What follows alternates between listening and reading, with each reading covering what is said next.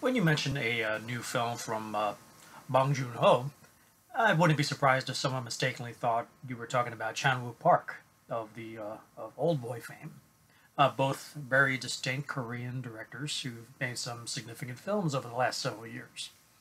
Uh, I have seen more of Chan-wook Park's work than I have of Bong Joon-ho's, but the two films of his that I have seen, The Host and Memories of Murder, are two fantastic films of obviously two decidedly different genres. Memories of Murder is a fantastic police procedural that was recommended to me by a friend, and I thought it was like fantastic. It's like I totally was into that. And The Host is easily one of the best monster movies I've seen in cinema in probably the last decade or so. It predates even the remake of Godzilla, which was basically a look at a god. What if a giant monster attacked? How would that play out in a real world scenario? And where the drama was focused on the humans more so than Godzilla attacking and whatnot. The Host was kind of like that, where it basically just looked at this family and this monster that is terrorizing Korea.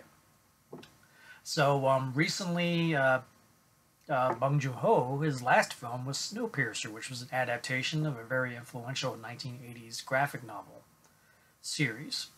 And that film did not bowl me over at all, because after reading the graphic novels, I felt like the science was out of date, it felt dated, and the movie itself I just did not connect with in any way whatsoever. I just could not buy into this whole class warfare that was going on that seemed heavy-handed and just didn't make sense to me, that people in this situation were in this environment for so long that nobody amongst them actually would like have a brain to think that something's up and actually stand up after what, 20 years or however long they were on that train. So yeah, stuff like that just didn't work with me. Bong Joon-ho is back with his latest film, Okja, which is a significantly adult family fantasy adventure in the vein of E.T., or hopes to evoke the level of E.T. Why do I say significantly adult? Because it's very dark. There's a lot of situations there that are not for kids, and there are a lot of F-bombs dropped throughout this movie that it just made me wonder who is this movie being marketed towards? Who is this movie for? Is this for kids, adults, mid-teens? Who? And for that reason, because the knowing going in that this is supposed to is there's an activist message about animal activism, and almost like a pro-vegan, anti meat message present in the film. That message was always in the back of my mind when I was watching this movie. And unfortunately, I think he got caught up in the message, and the fat that was surrounding the juiciest part of this meal is just superfluous. And it's like it's the movie was a very mixed bag of, what does this want to be? Is this supposed to be a comedy? Is this supposed to be a satire? Is this supposed to be a straightforward activist film? Is this supposed to be like E.T.? Obviously, it's not for kids. It's like it's meant to be, I suppose. But it's just overall, it was just all over the map. The one of the big issues I had were the performances. It features a internationally well-known cast, which include Tilda Swinton, Giancarlo Esposito, Jake Gyllenhaal, and we also have Stephen Yeun and Paul Dano. And the way they perform their characters just seems so out of tune with what's going on in the movie. Jake Gyllenhaal is just an over-the-top Steve Irwin, but his performance comes off like a poor man's Johnny Depp. He's just trying to being quirky for quirky's sake, just to make the character distinct, and it just didn't. I just didn't care for the guy.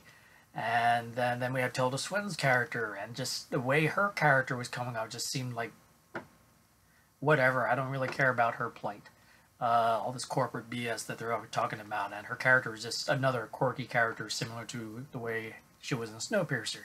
I just like, okay, this is just bizarre. Take him out of the movie. I don't know why. Why is she making these acting choices? Why is she performing it this way? And then there's a whole subplot about this character that I'm like, what does that have to do with anything?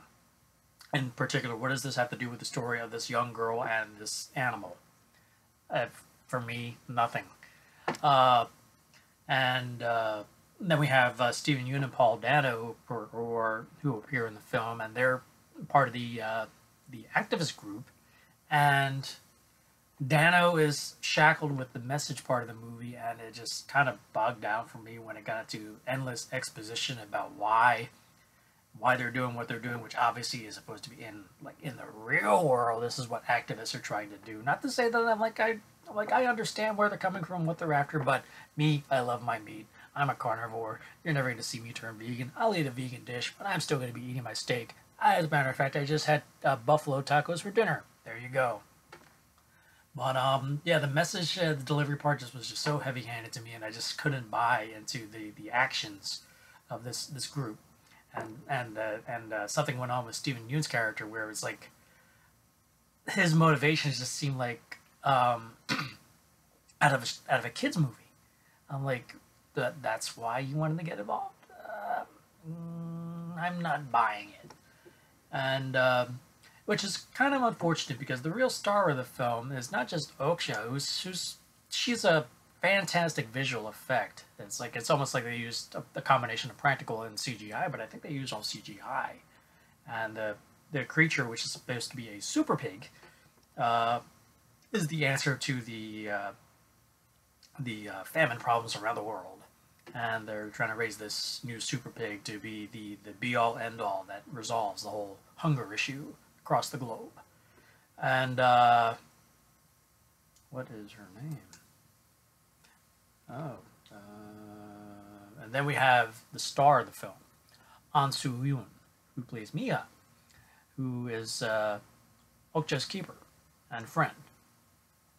Had the movie focused primarily strictly on them, I probably would have enjoyed it a little more, because if this is really trying to be E.T., we didn't need all this whole animal activism message crap that for me bogged down this movie.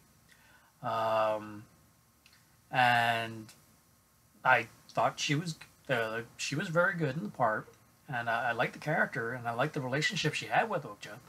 But one of my big issues with the film is that Okja is obviously not just your average animal. She's meant to be a super pig. Now, if you know, pigs are incredibly smart, super smart, and obviously it's easy to expect that these animals have emotions of sorts. But he peppered in throughout the film hints at the intelligence of this creature, but the characters that surround Okja, including the little girl, never really address these seeming ideas of not of what would seem to be anthropomorphism, of applying human traits to animals, but actually there is an intelligence there that all of these people have no understanding or concept that is actually present. And it actually, I'm thinking that Bong Joon-ho is touching upon that in two very significant scenes that I won't spoil, but they're the two scenes in the entire film that actually felt a connection to. One was rather sad, and the other one was very unsettling. And because I made that connection that there's more to these creatures than what they're saying, and it's like I'm guessing that everybody else is like just have no concept of it. To them, they're just cattle. But I would have hoped that for the little girl that she would have made that connection and brought it out and let people understand that yeah, she spent the last 14 years, 10 years or so with this animal, and it would have been interesting if they actually explored just what this creature is, what is it capable of. It's like what makes it think, how intelligent is it, and stuff like that. It would have been interesting to have them explore and spend less time on this whole animal activism stuff. But in the end, it's just because the message got in the way of the film itself that I'm like thinking it's okay. I don't like being preached to, and one, I'm not giving up on food, on meat. So it's basically that whole part of it just got in the way for me to actually find a way to enjoy the film, find a way to look back and past the message and actually just hook into the story being told. But it's just that the way the story was presented just wasn't presented to me in a very compelling and engaging way. That while where Snowpiercer I totally disconnected, I wasn't really interested in. I just wanted it to end. This one I was like, it's watchable, but in the end, it just like, hmm. So Okja, I would just have to give a soft 2.5 stars out of 5. It's like I said, it's watchable. It can be entertaining at times, but it's just overall it doesn't really have anything outside of the obligatory message to deliver. It really doesn't seem to say much of anything else. And it's kind of, yeah, sure, there's a commentary on our obsession with meat and our desire to find the next best thing and whatnot, but that whole satire part was just like, whatever, move on. I'm not amused too much. It's not that I'm like that. Not that I'm saying I don't care. It's just that it just wasn't presented to me in a very amusing way. So this was a definitely misfire for me, and it could have certainly could have been better. So Okja, I would have to give 2.5 stars out of 5. Okja is available on Netflix now, and if you got the time, I say check it out. Just buyer beware. So 2.5 stars out of 5. So if you like this Crossing the Strange review, please hit that like button below. Have you heard about Okja? Were you looking forward to Okja? What are your thoughts about the film and the message and the creature itself? Please comment below and let me know. And if you haven't already subscribed to my channel, please do, so you can stay on top of my new reviews, retro reviews, Crossing the Streams reviews, and any other fun things I happen to put up on my channel.